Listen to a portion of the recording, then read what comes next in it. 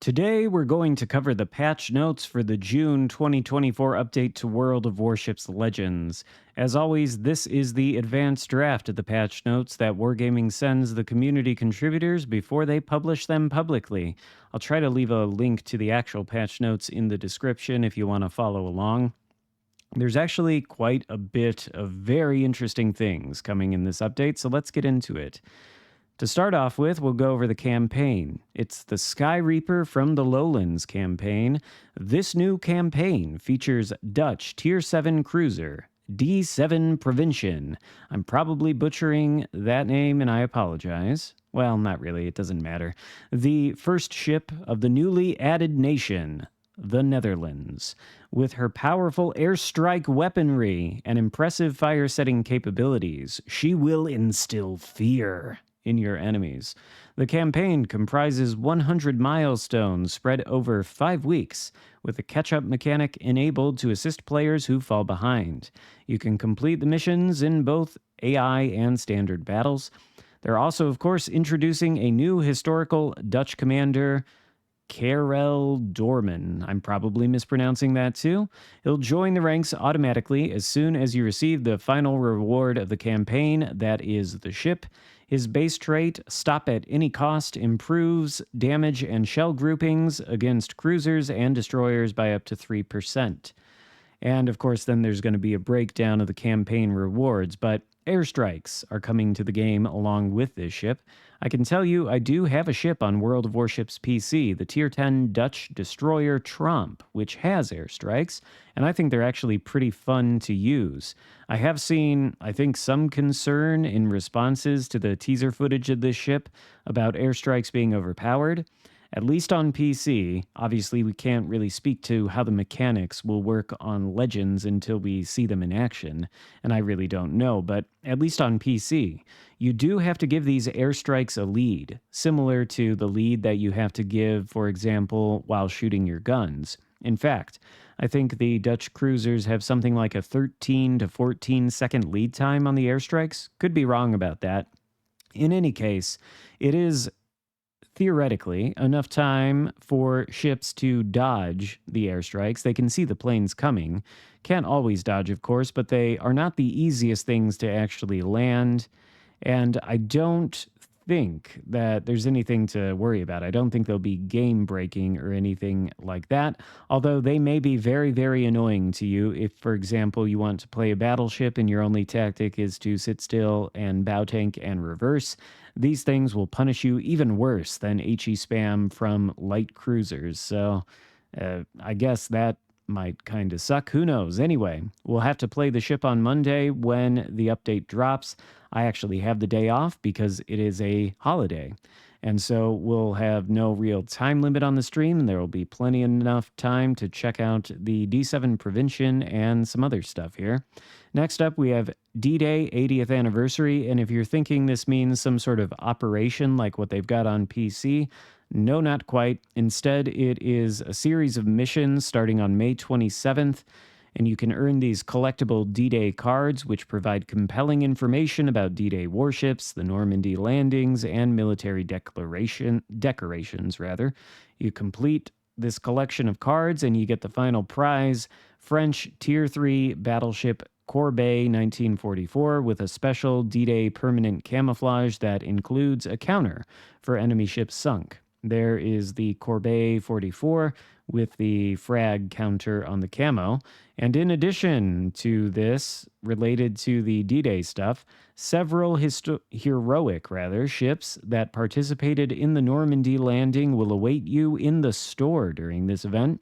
These include New Commonwealth Tier 7 destroyer Haida, something I'm sure a lot of people are happy to see, in her thematic permanent camouflage with a counter for defeated enemy ships, and then Texas, Warspite, Belfast, Bwiskovika, and Arkansas. All of them will have these camos, and these ships will be available in special bundles that also grant access to unique missions. Maybe the missions are for the camo, who knows. Anyway, a dedicated mission for Nevada will also bring you a similar camo for that ship. Next up, we have what I think is the most interesting and probably significant part of this update. Aircraft carriers revised. That's right.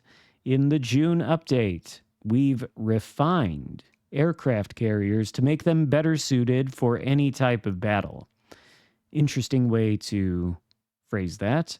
This includes air spotting changes, an enlarged hangar with reduced restoration time for planes, new fuel mechanics, an increased number of bombs dropped, though with reduced damage per hit, and more. Additionally, starting from this update, plane costs have been reduced to zero, and there are slight changes to their economic balance.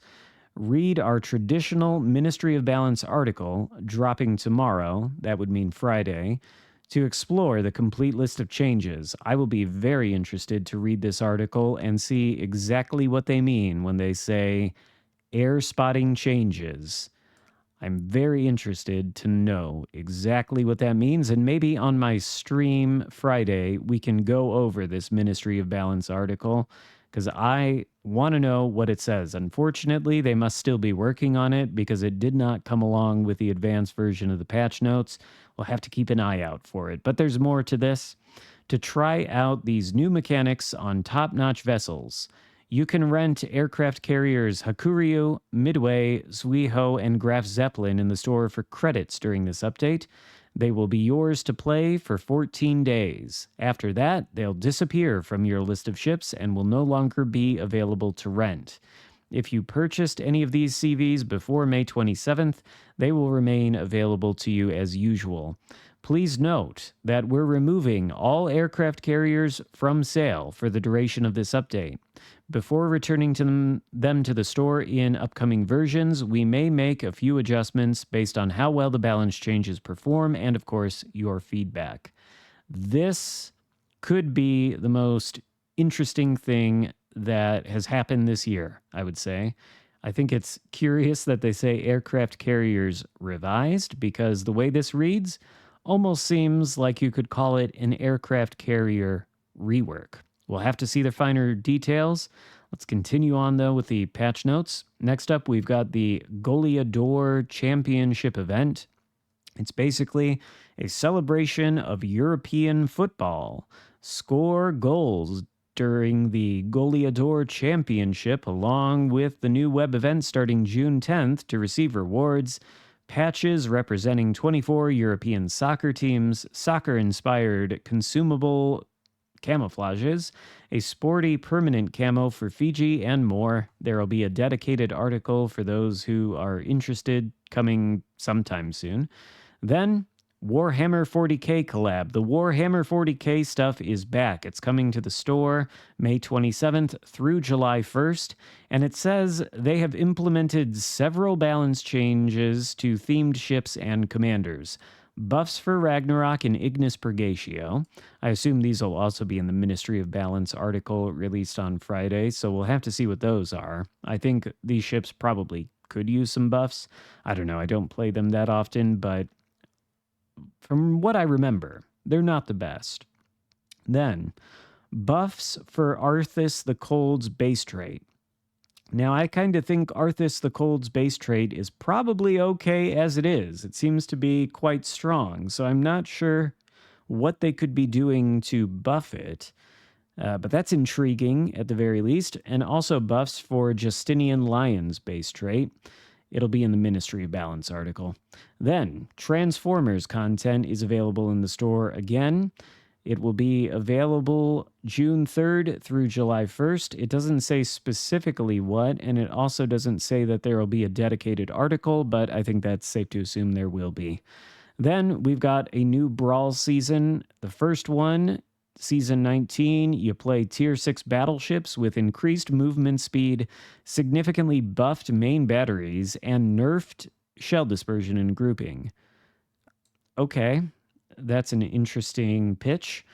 Season 20 features battles with Tier 5 cruisers that have boosted main stats, including damage from main gun shells and movement speed. Well, all right. new season, 2 new seasons of Brawls, but I suspect people probably care more about this. Fleet battles. Fleet battles are back. They are rerunning the test season, but this time it's all tier 6 ships, and divisions can now be led into battle by members with the officer role. Compete against other fleets in 5-player divisions, enjoy the team spirit, and earn rewards such as the unique Trailblazer flag, steel, and more. Fleet battles are available for console players every Wednesday, Saturday, and Sunday during the update.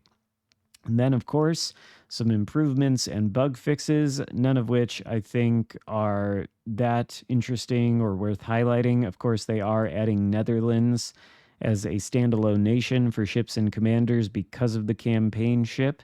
But maybe that's an indication that sometime in the future we might actually get the entire Dutch cruiser line. And that, of course, would be very interesting. But that is all for the patch notes. Bit of a shame that we don't have the Ministry of Balance article just yet, but I suspect we're going to have some interesting reading to do on Friday. Hope you enjoyed the video. If so, give it a thumbs up. Consider subscribing if you haven't already, and I'll see you next time. Goodbye.